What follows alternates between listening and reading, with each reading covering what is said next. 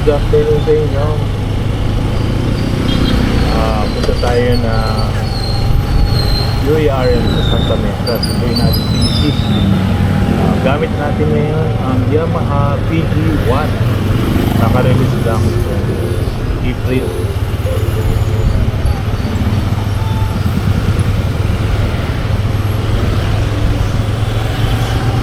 Ang PG1 parang classified siya na as leisure bike.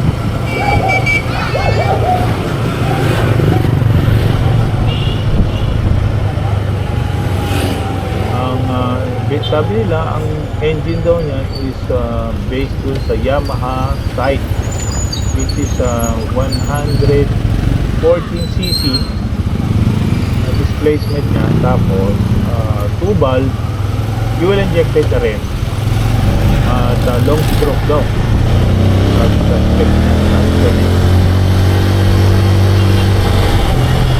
Bali ito ay semi-automatic, wala siyang clutch lever. Bali para siyang katulad sa rin yan. Tapos 4 speed 1, 2, 3, 4. Tapos pwede mo sa 4, pwede mong shortcut na neutral kagad. Dito tayo dumaan sa may SM North kung may pag-asa. Para dire-diretso tayo, tapos EDSA, tapos kakanan tayo ng West Avenue. So ngayon, ang sabi nila matipid daw ang Yamaha Sight na engine. Meron ba yata sila before na nila yung Yamaha Sight na nagkaroon ng parang contest sa pagkikiran. Pero sa ngayon, sa akin hindi ko pa nag-test kung gaano katipid kasi ngayon ko lang nagamit, and yung last time nagamit ko is from casa, tapos bahay na. Nabili ko pala to sa Motor Trade doon sa may Roosevelt. Mabibili nyo to mostly yata sa mga dealer Motor Trade, may nakita ko sa Motor Access. Pero ngayon sa group ng Yamaha PG1, marami ng mga nag-aalok na ahente. Ang SRP niya is 96,400. Tapos add ka ng 3,000 for 3 years registration. Kanina lang na kahapon, bali nag-check ako ng email, meron na rin silang email na LTO, galing LTO yung email. Hindi naman natawa na sila yung mga asawa. Bawal na dito buhay. Okay. LTO, nakuha ko na rin yung CR ko, pwede na tayo magbiyahe. Tapos pagpagawa na lang ako ng temporary. Ngayon, bali 5:30 na yata. Rush hour, kaya yan, kita nyo, traffic sa EDSA. Motor tayo para matesting, and at the same time, iwas traffic. Dahil doon sa lubak-lubak, suwabe. Talagang parang design yata siya for jail commute. Malubak man o simento. Yan. Maliwa tayo, kaya kung pwesto na ako. Sa dulo, U-turn, then straight, mapunta sa west. Ito nyo sa gauge niya, puro analog lang. Wala siyang RPM. Ito yung ilaw na kulay yellow. Bali, meron siyang gear indicator na neutral, 1 and 1. Tapos yung signal light niya, bali pag signal mo sa left, parang sila may ilaw indicator, yung iwalay na left, right.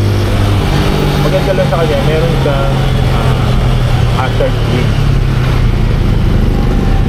Bali doon sa isa pang sa right side, kita nyo is yung fuel meter niya. Yan. Tapos signal light, sa baba ng signal light, yung check engine indicator. Sa baba ng check engine indicator, yung high na pag hinay ko,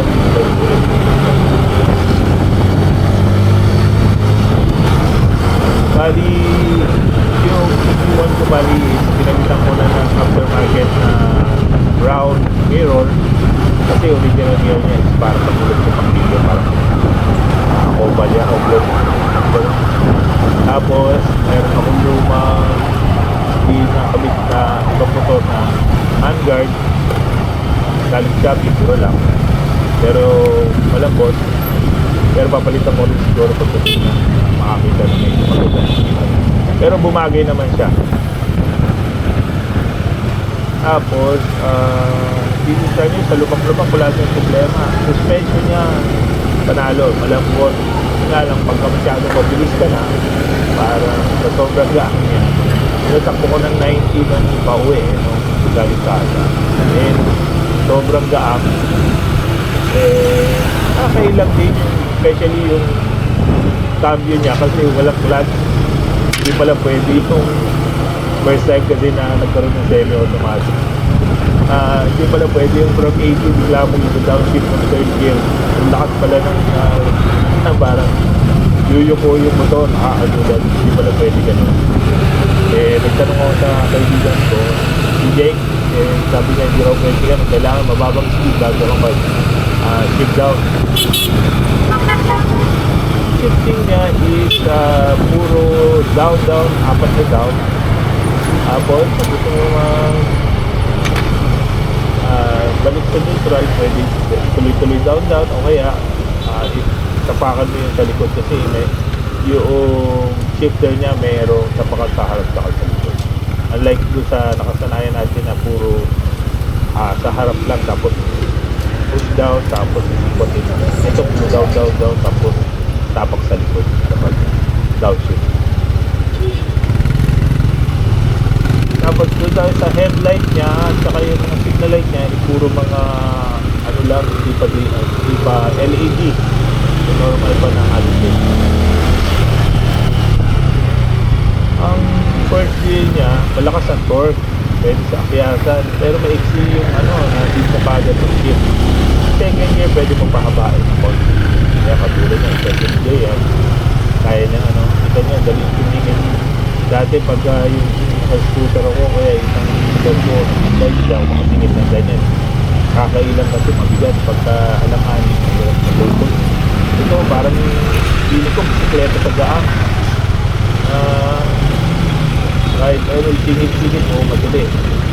Kaya ngayon, na-realize ko, kaya pala yung mga rider na naka-undergo, naka-scooter, nagdadalit na sumingit kasi sobrang gaan pala ng motor. Sukat ko pala yung shock sa likod, parang 340 yata mm. Marami naman pwede pamalit yan, basta parehas na dulo-dulo niya yung round. Kulay pang extra rin pwede mo isabay. Ngayon, kung taasan pa, medyo matangkad kayo, pwede kahit lagyan nyo ng 400 mm, pero mataas na yun. Kasi ang height ko is 5'8", dapat naman ang paa, pero sa mga 5'2", 5'4", naka-tikyan ng kalahati. Pero dahil sa gaam niya, kaya kung nakatayo, ibiga siya, kaya tayo ulit. Compare sa ibang bike na mabigat, pagka kumalahati, kaya balik ng stroke down.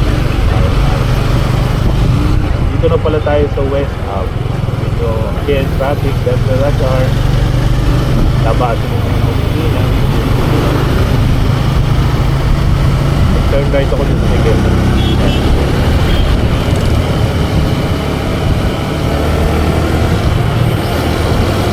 Second gear niya, sa third gear niya, arangkado, maganda naman.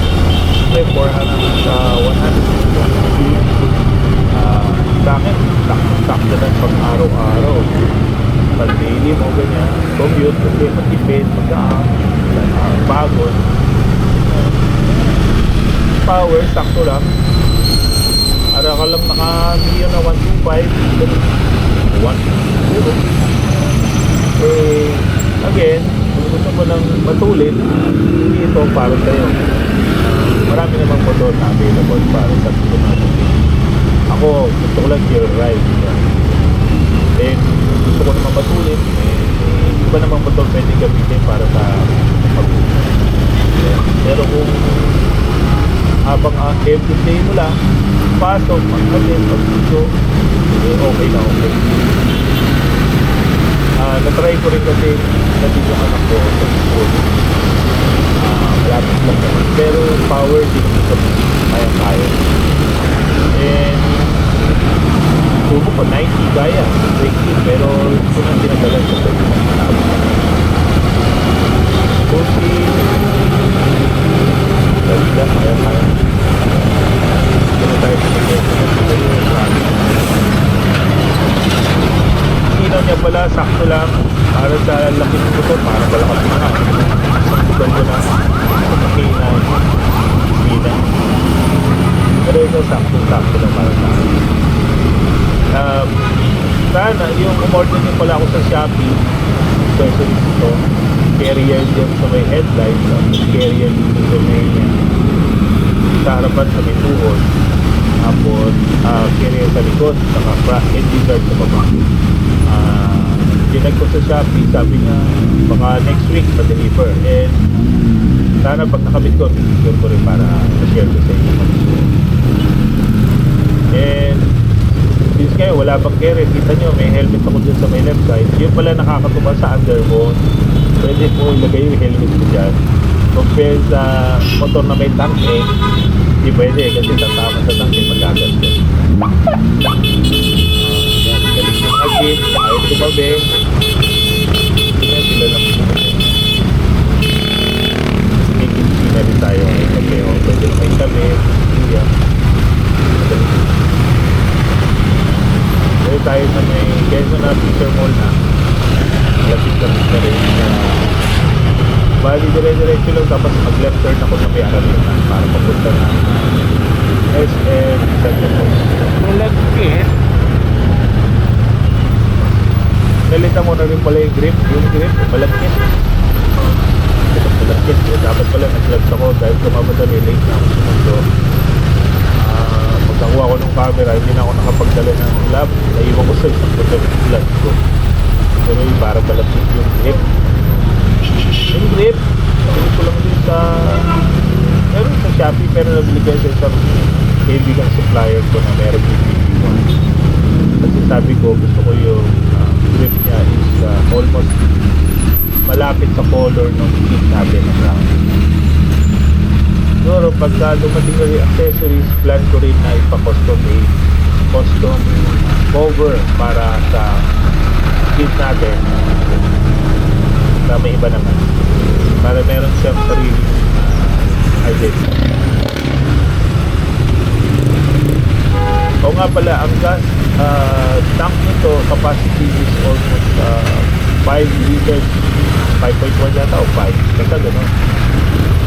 Isip lang, kita nyo walang problema sa mga pokloba. Ang setup yan kasi naka dual sport nabi dahil mo siya. So, pwede pang trail, pwede pang simento.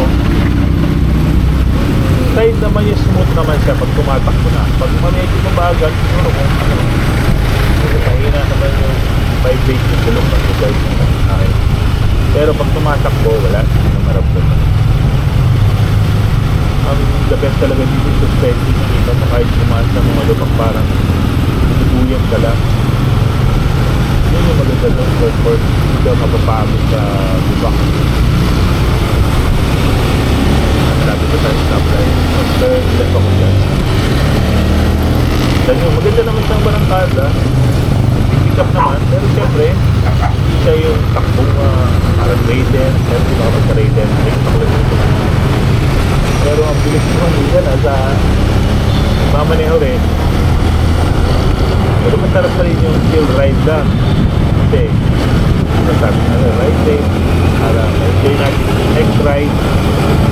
Pag-ride ka alam mo pagkabasan one time big time ka gusto na ma-enjoy yung pag-bike o kaya yung ride Araneta na tayo. Kita nyo bumpy pero sakto lang. Finish naman siya para sa 150cc. Yung sa brakes niya, hindi ko pa na-try talaga na let's say biglaan. Pero sa gang kasi niya nakakatakot yung brake lang diretso Yung brake pala natin is front brake na siya pero walang ABS. Then yung rear natin is drum brake. Typical katulad yung sa XR. Pero makapit naman siya. Nga lang, inaalala ko siya. So, pag mabilis ka, yung momentum mo, kahit preno mo lahat, parang bakit pa rin.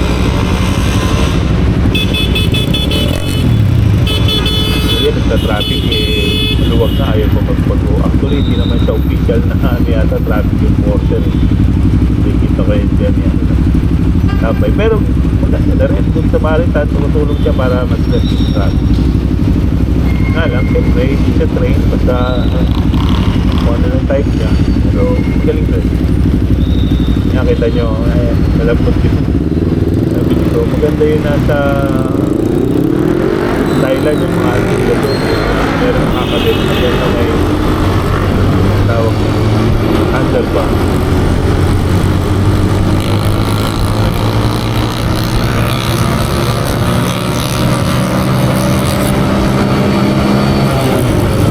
kaya third gear pinahabol ng PAT ay siyempre aatungal siya dahil sa low speed pero may angkat may ganda pa na sana pag naman yung carrier ko bagay na ano ko kung may pag-camping o basta may oras pagka-camping doon okay dito tayo sa may stoplight sa may ticket hindi na lang malapit na tayo sa CRN sa Tabusa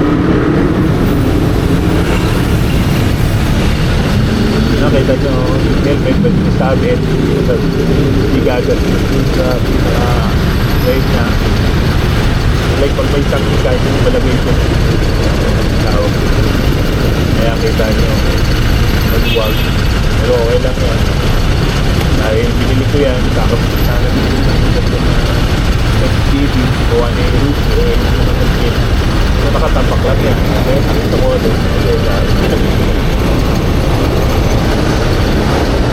init ng makina yak presa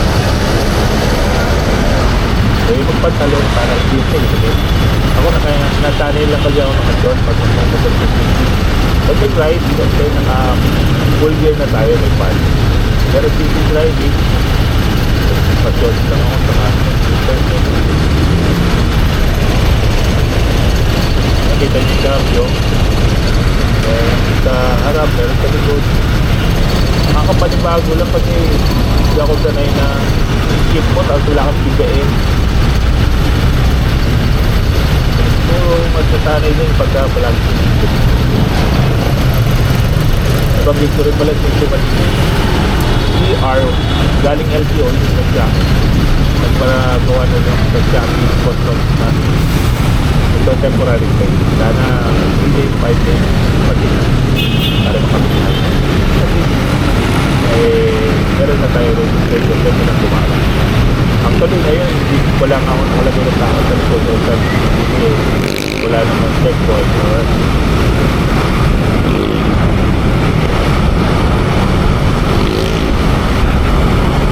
takot pa lang yan sa kilometers sabi ng motor balik ka na 500 balik ko para sa first day or second day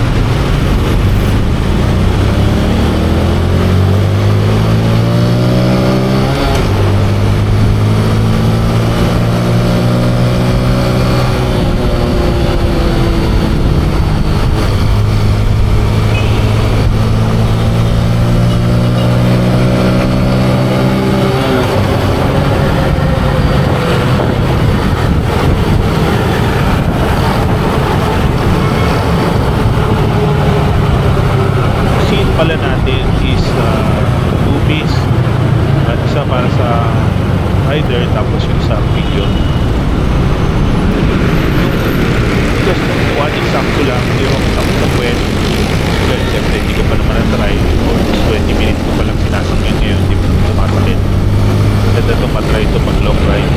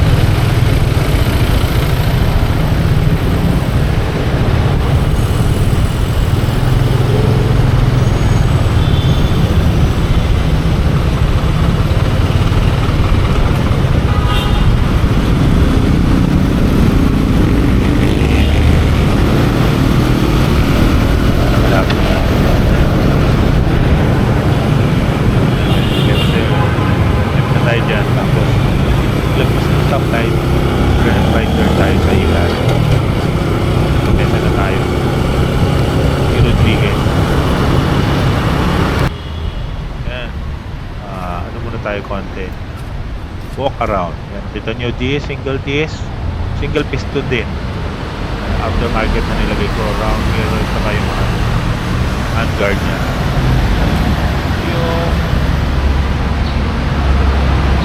pala fuel injection tabla. Tapos itong bag ko nakuha ko lang sa Shopee. Yan, Shopee ko, store tayo. Yan, sana next week dumating na yung mga order ko na makabit na lahat. Yung gas tank nyo pala nasa ilalim. Yan yung gauge nya, analog na analog. May neutral, may 1, 2, 3, 4, 5. Tapos gauge, gas. Yung gas tank nya nasa ilalim ng upuan. Sundo na natin si Jesus. Sundo na tayo sa Nekeso natin. Order ko na lang. Ilaw niya sa gabi, normal lakas lang, hindi malakas, hindi naman mahina. Pero pag city driving, doon sa siya, dahil maliwanag naman yung city lights, ganyan. Pero kung pag-ride kayo, I suggest mag-add kayo na auxiliary light. Pero maglalagay rin ako right after ng setting para ma-check mo na yung engine. Okay na kasi sabi ni Motor Trade, pwede o warranty electric kayo. So na lapit na mag-end sa suso. Then yung buti nga ngayon hindi masyadong traffic, wala yung pasok ng mga bata. May angkas na tayo, okay naman. Sabi nga ni Mrs. sarap daw yung ride namin kasi malambot daw yung shock, hindi masakit na pwede. Well, dito ko natapusin yung vlog ko. Sana manood kayo, like and subscribe na rin. Thank you.